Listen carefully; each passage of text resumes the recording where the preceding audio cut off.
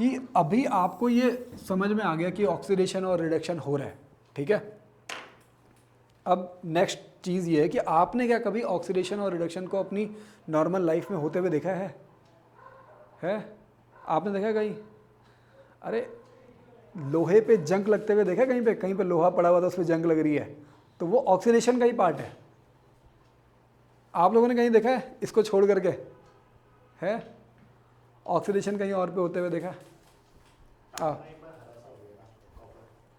Copper greenish हो गया था, आप सिल्वर ब्लैकिश हो गया था, ऐसा कुछ बोलने वाले हो आप? हाँ नहीं, बुक में लिखा हुआ है ना, इसलिए बोल रहा हूँ मैं ये कि सिल्वर का ब्लैक होना is also corrosion and copper का ग्रीनिश होना is also corrosion. But everyday life में या फिर डे टू डे लाइफ में आपने कुछ और ऑक्सीडेशन ऑब्जर्व किया हुआ है? खाने में क्या मतलब? खाने को ऑक्सीडाइज करके खाते हो तो चिप्स, और उसमें क्या डालते हैं? किस लिए? तो ऑक्सीडेशन कहाँ पे होते हुए देखा है आप? ठीक है, आपने वो चिप्स कुरकुरे वाला एग्जांपल दिया, अब आप मुझे थोड़ा सा और दिमाग लगा के ये बताओ कि क्या उसकी आपने वो कंडीशन देखी जो ऑक्सीडाइज हो गई हो? Normal day to day life में कोई दूसरी कंडीशन? चलो ठीक है, सो मतलब देखो अपना है सबसे दो टॉपिक्स हैं, ठीक है। एक तो है कोरोजन और दूसरा है रेंसिडिटी। तो कोरोजन जनरली आप लोगों ने, आपने एक एग्जांपल दिया अभी कि भाई लोहे को आप लोगों ने रस्ट होते हुए देखा है, ठीक है। तो rusting of iron is an example of corrosion. Rusting of iron, rusting of iron is an example of corrosion, ठीक है। अभी मैं आपको बता रहा हूँ कि डे टू डे लाइफ में आपने कहाँ पे ये oxidation and reduction day to day life में कहाँ कहाँ पे देखा हुआ है। तो एक है कि रस्टिंग ऑफ आयरन जो आपने देखा है वो भी एक एग्जांपल है किसका? कोरोजन का। और मतलब उसमें हो क्या रहा है कि जो आयरन था ये आयरन किस में कन्वर्ट हो जाता है? आयरन ऑक्साइड में कन्वर्ट हो जाता है, आयरन ऑक्साइड में। तो अल्टीमेटली क्या हुआ? ऑक्सीडेशन हुआ ना। बात समझ में आ रही है अभी? तो corrosion is a phenomena of oxidation, ठीक है, और rusting is a kind of corrosion, ठीक है। तो कोरोजन एग्जैक्टली क्या होता है? कोरोजन होता है कि अगर कोई मेटल अपने आसपास में, चाहे वो किसी एसिड की वजह से, चाहे ऑक्सीजन की वजह से, चाहे किसी भी अदर, मतलब कोई भी उसके सराउंडिंग में कोई भी ऐसी चीज़ हो सकती है जिसके साथ वो रिएक्ट करके डिग्रेड हो जाए, ठीक है ना, उसको आप बोल सकते हो मतलब क्या? Decay of metal. तो decay of metal by the action of acid या ऑक्सीजन या मॉइस्चर, कुछ भी हो सकता है। सो डिके ऑफ मेटल को ही हम लोग क्या बोलते हैं? कोरोजन बोलते हैं। एग्जैक्टली स्टार्ट कहाँ से होता है? तो ये सरफेस से स्टार्ट होता है, ध्यान रखना कहाँ से स्टार्ट होता है ये? सरफेस ऑफ मेटल से ये स्टार्ट होता है।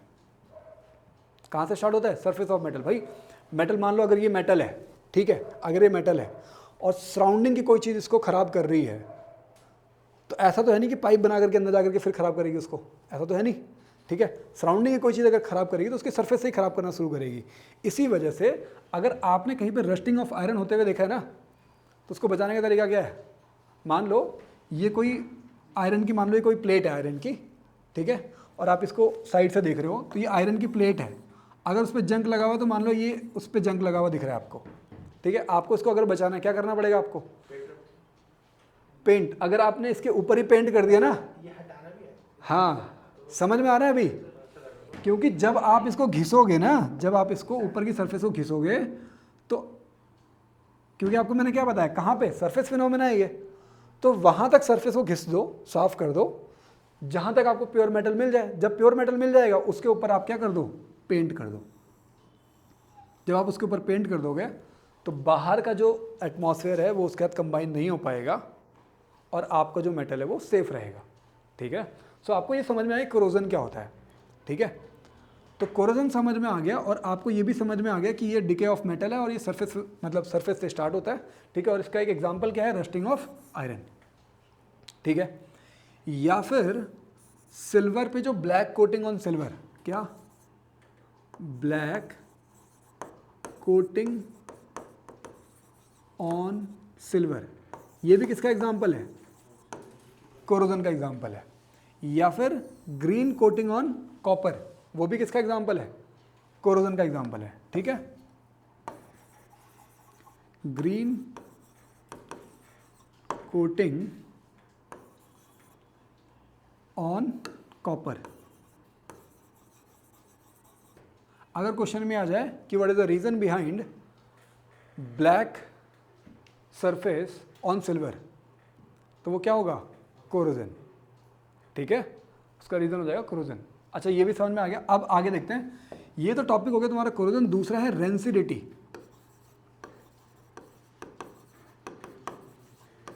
रेंसिडिटी अभी हम लोगों ने स्टार्ट क्या किया कि ऑक्सीडेशन एंड रिडक्शन जो हम लोग अपनी डे टू डे लाइफ में कहीं पे देख रहे हो, उसके एग्जांपल्स हैं आपके पास। क्या?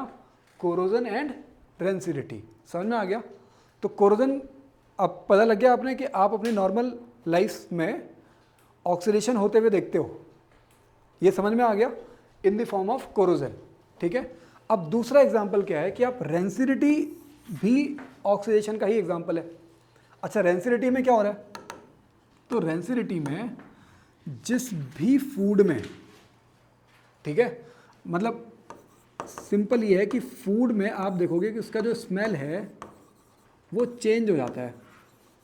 जैसे रोटियां हैं, आजकल गर्मियाँ चल रही हैं, रख दो डब्बे में, आज रख दो, कल रख दो, परसों उस डब्बे को खोल करके देखो, जो खुशबू आ रही है उसका रीज़न क्या है? रेंसिडिटी। समझ में आ रहा है अभी?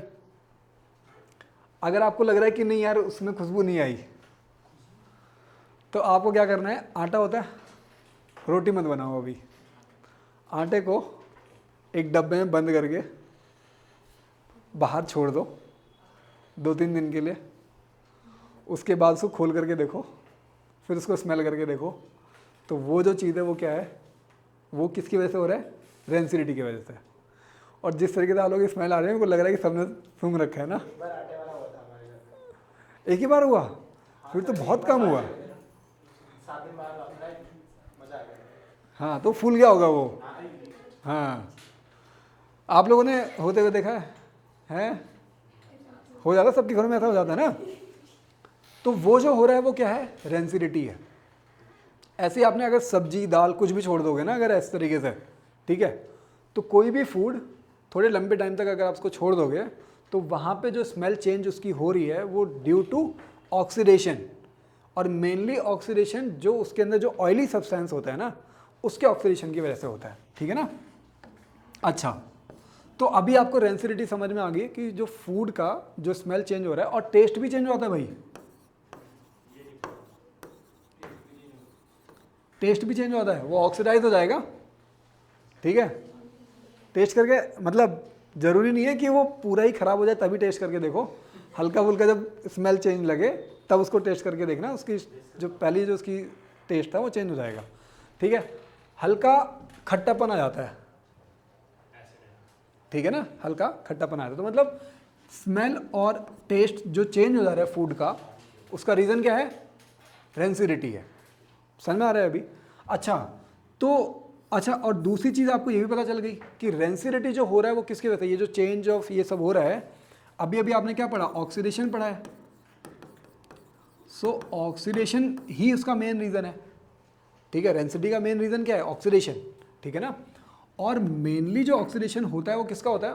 जो भी फूड में जो ऑयल प्रेजेंट होता है ना उसके साथ, मेनली ऑयल के ऑक्सीडेशन, मेनली ऑयल के ऑक्सीडेशन से होता है। इसका मतलब ये नहीं कि बाकी और चीज़ों का ऑक्सीडेशन नहीं हो रहा है। ठीक है, तो मेनली ऑयल के ऑक्सीडेशन की वजह से रेंसिडिटी होती है, और जिसमें से फूड का जो स्मेल और टेस्ट था वो चेंज होता है, और वो ख़राब भी हो जाता है, सॉर टेस्ट होता है। ज़्यादा ऐसे फूड का इंटेक नहीं करना चाहिए। ठीक है, कई दिक्कतें हो सकती हैं। अच्छा, तो आपको ये पता लग गया कि ये इसका जो मेन रीज़न था वो था क्या? ऑक्सीडेशन। तो क्या हम लोग खाने को लॉन्ग टाइम के लिए प्रिजर्व करके रख सकते हैं अगर उसका ऑक्सीडेशन ना होने दें? तो इसका रीज़न है यस। तो प्रिजर्वेशन ऑफ फूड आइटम्स। कैसे कर सकते हैं? To stop its oxidation, to prevent oxidation. बात समझ में आ रही है अभी?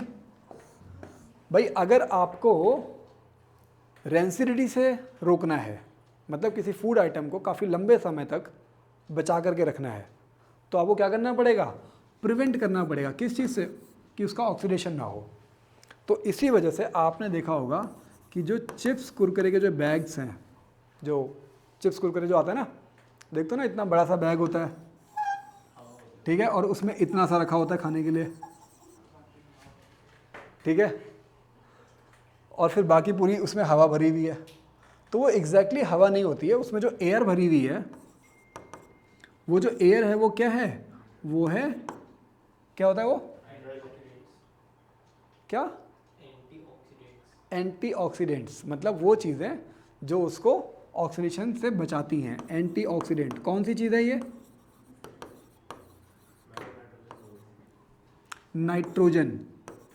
नाइट्रोजन गैस जो है वो इसके अंदर फ्लश्ड कर दी जाती है, भर दी जाती है। अच्छा, एंटीऑक्सीडेंट है तो नाइट्रोजन की क्या प्रॉपर्टी है? एंटीऑक्सीडेंट का मतलब क्या हुआ? ऑक्सीडेशन होता है। कैसे रोक रहा है वो? जैसे ही ये खुलेगा ना, मान लो अगर ये मतलब थोड़ा सा फट गया तो ऑक्सीजन यहाँ से अंदर जा सकता है, लेकिन नाइट्रोजन क्या करेगा? उस ऑक्सीजन के साथ पहले खुद कंबाइन हो जाएगा। ये नहीं कि वो दरवाजे बंद करके रख देगा, ऐसा नहीं कर पाएगा। वो क्या करेगा?